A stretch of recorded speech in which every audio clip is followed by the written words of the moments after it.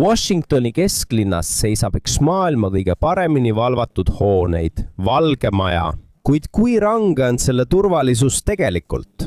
Alates maa-alustest salajastest tunkritest, katusel olevatest snaipritest, täiustatud jälgimissüsteemidest kuni kaitsemeetmeteni, millest enamik ei tea, uurime, milliseid turvameetmeid kasutatakse Ameerika Ühendriikide presidendi kodu kaitsmiseks. Aga enne kui alustame arutelu, palun ma teilt ühte asja. Palun vajutage meeldib nuppu ja tellige meie kanal. See on meile sisuloojatele väga suureks abiks. Alustame siis. Infrapunaandurid. Hommikul paistab, et Valge Maja ümbruses on näha vaid puid. Kuid kui saabub öö, toimub kulisside taga hoopis teine lugu. Stseenid, mida avalikkus ei näe. Lisaks kaameratele ja soomustatud turvameestele kasutab Valge Maja turvavõrk erinevaid täiustatud sensoreid. Need on loodud selleks, et tuvastada igasugune kahtlane liikumine kompleksi sees ja ümbruses.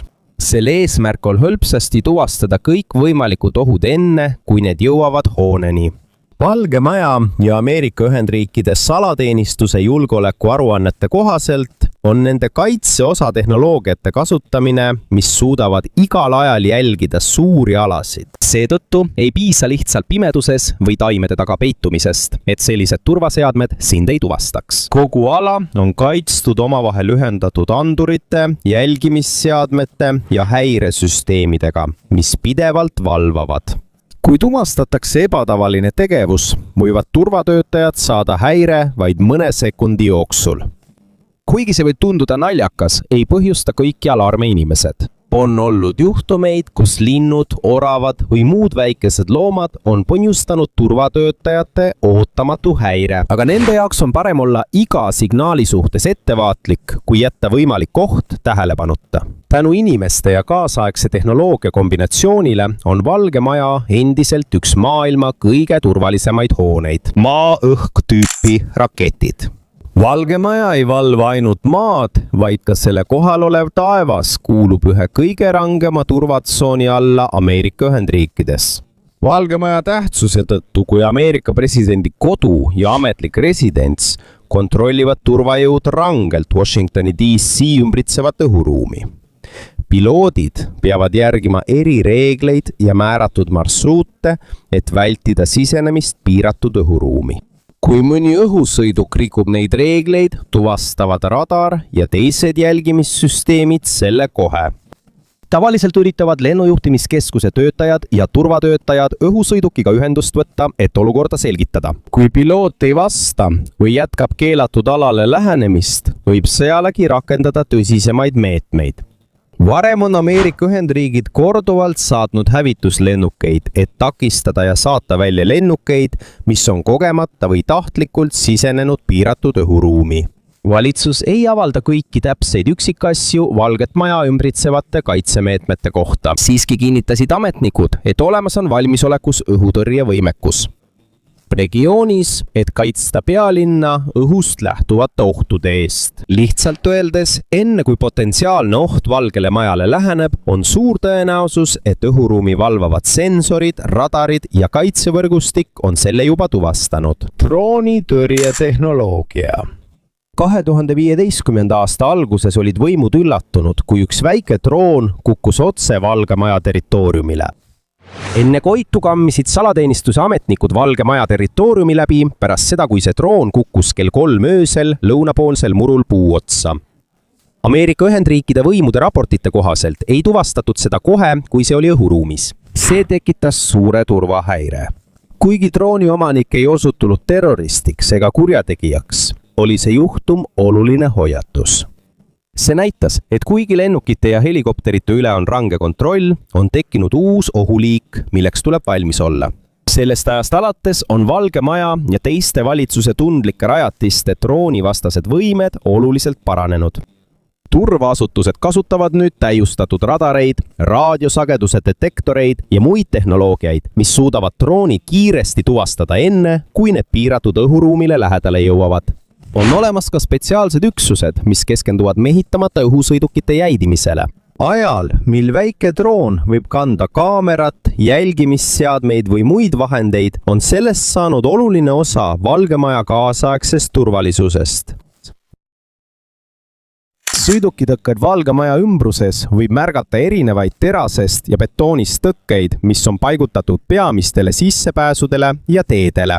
Kuigi need võivad tunduda lihtsalt osa koha kujundusest, on need üks olulisemaid kaitsemeetmeid kogu territooriumil. Need tõkked on loodud selleks, et takistada sõidukeid, mida võidakse kasutada rünnakutes.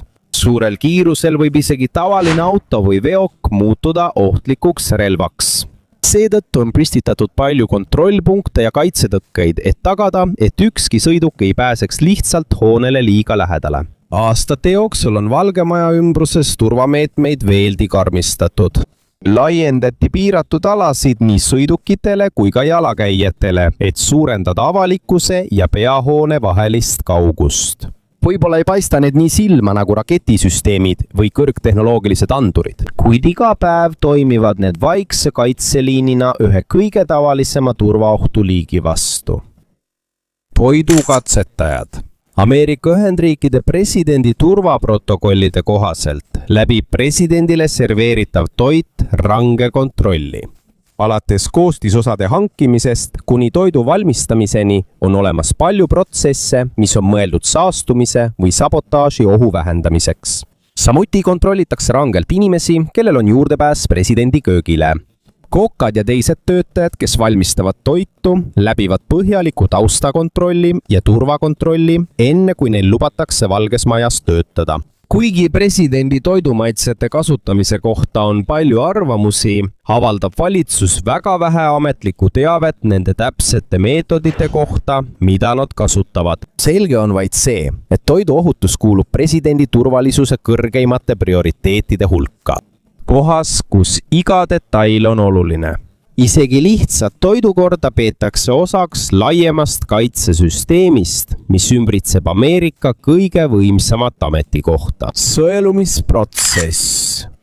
Valge Maja külastajate büroo ja Ameerika Ühendriikide salateenistuse reeglite kohaselt peavad külastajad esitama taotluse mitu nädalat enne planeeritud ekskursiooni. Varajane registreerimine annab piisavalt aega vajaliku turvakontrolli läbiviimiseks. Enne külastuse kinnitamist kontrollivad ametivõimud külastajate andmeid, et tagada nende ohutu lubamine ühte riigi tähtsamasse hoonesse. See on põhjus, miks protsess on rangem kui tavalistes turismiobjektides. Kui külastus on kinnitatud, ei tähenda see siiski, et kogu Valge Maja oleks avalikkusele vaatamiseks avatud. Külastajatele on lubatud vaid piiratud alad, samal ajal kui suur osa hoonest jääb suletuks. Turvalisuse ja valitsuse töö tõttu on olemas range nimekiri keelatud esemetest, mida ei tohi sisse tuua. Sinna hulka kuuluvad relvad, ohtlikud esemed ja muud asjad, mis võivad ohustada külastajaid ja valitsuse ametnikke. Enamiku turistide jaoks on see lihtsalt juhendatud ekskursioon, kuid iga külastuse taga on ulatuslik kontrolli- ja koordineerimisprotsess, mille eesmärk on tagada Valge Maja turvalisus. Samas hoitakse see jätkuvalt avalikkusele avatuna.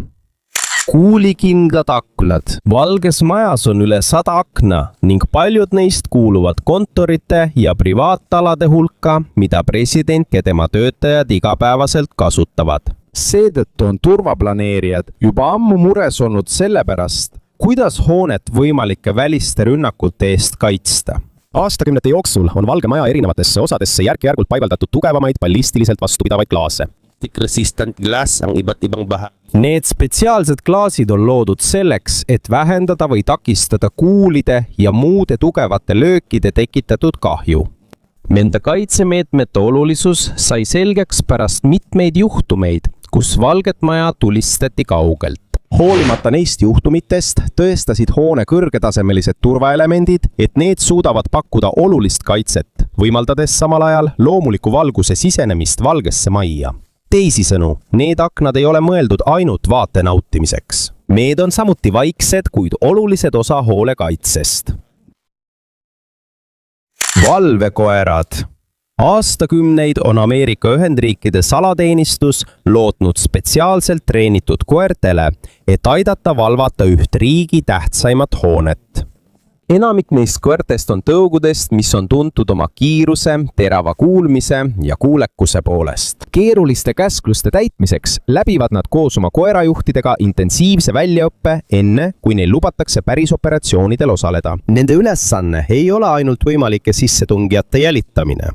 Neid kasutatakse ka kahtlaste isikute otsimiseks, turvaprobleemidega kohtade kontrollimiseks ning kiireks reageerimiseks hädaolukordades. Valvekoerad on korduvalt tõestanud oma väärtust juhtumites, kus keegi on püüdnud turvast mööda hiilida. Valge Maja perimeetril on nad tavaliselt ühed esimestest reageerijatest, samal ajal kui turvatöötajate meeskonnad alles saabuvad. Kuigi nad on oma hooldajate vastu sõbralikud, on olukord hoopis teine, kui tekib reaalne oht. Tänu nende kiiruse, jõu ja väljaõppe kombinatsioonile on nad endiselt üks tõhusamaid osi Valge Maja turvasüsteemist. Katuse turve Valge Maja kaitseosa on spetsiaalselt välja õpetatud vastusnaiprite meeskonnad Ameerika Ühendriikide salateenistusest. Nende ülesanne on jälgida kogu kompleksi ümbrust ja kiiresti tuvastada kõik võimalikud ohud enne, kui need jõuavad presidendi või hooneni. Mõnikord võib avalikkus neid näha Valge Maja katusel ja teistes strateegilistes kohtades kompleksi ümbruses. Kuid isegi kui neid aeg-ajalt nähakse, on suur osa nende tööst jälgimine nii, et neid ei märgata. Enamik nende üksuste liikmetest on läbinud range väljaõppe. Nad harjutavad täpsuslaskmist, jälgimist ja hädaolukordadele reageerimist.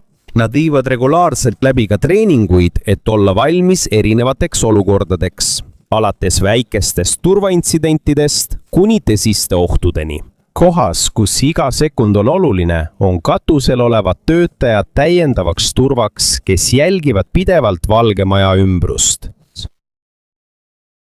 Salateenistus asutati 1865 aastal. See asutus on peamine vastutaja presidendi, asepresidendi, nende perede ja teiste oluliste valitsusametnike kaitsmise eest. Kuid nende töö on palju enamat kui see, mida telerist näha võib.